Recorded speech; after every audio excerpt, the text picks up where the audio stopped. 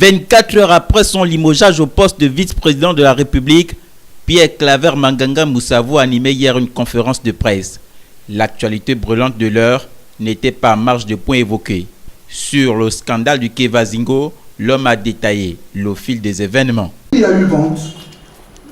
Et une autre affaire, c'est que ce Quai Vazingo-là, qui devait être transformé,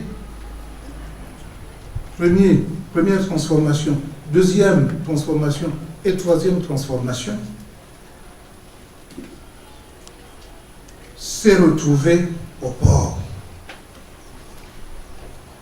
et a été bloqué. Deuxième affaire. Donc, le scandale éclate quand le Quai Vazingo est au port. Il est bloqué. Le Quai Vazingo, une fois au port, une fois bloqué. Mais si c'est bloqué, pourquoi vous bloquez? Pourquoi si on ne doit pas exporter, vous ne le ramenez pas à l'intérieur, vous le mettez, vous le gardez au port? Ou un procureur de la République qui aura mis sous séquestre ces conteneurs, qui aura saisi ces conteneurs, s'aperçoit un bon matin que les conteneurs ont disparu. Il est dit 353.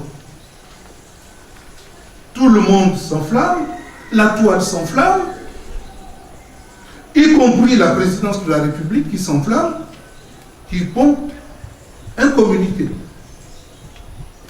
Et puis pour s'apercevoir que non, en fait on a retrouvé 200 conteneurs et qu'il y a peut-être 153 qui sont partis finalement en Chine.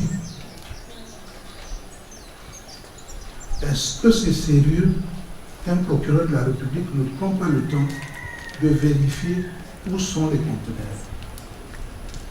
Entre nous, qui aura pu déplacer les conteneurs là où ils étaient pour les amener à un autre endroit? Avec l'autorisation de qui?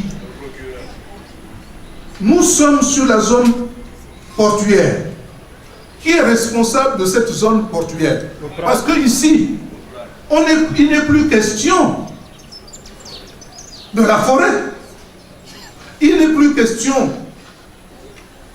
du ministre des Eaux et Forêts. Les autorisations ont été données, je ne sais de quelle manière. Nous sommes maintenant au port. Et c'est là le scandale. Les premières personnes à être sanctionnées, ce sont les gens de l'OPRAD. Mais l'OPRAD ne peut pas être sanctionné. Le frère d'Alianga, Farjon, est directeur général de l'OPRAD, et à l'époque, il était peut-être à la capitainerie de l'OPRAD. Donc encore plus responsable. Voilà ce qui ressort donc de ce flou, un film qui est loin de prendre fin, mais aussi qui semble avoir une justice non équitable. Puisque force doit rester à la loi, les Gabonais n'attendent rien que l'application de cette dernière dans ce feuilleton.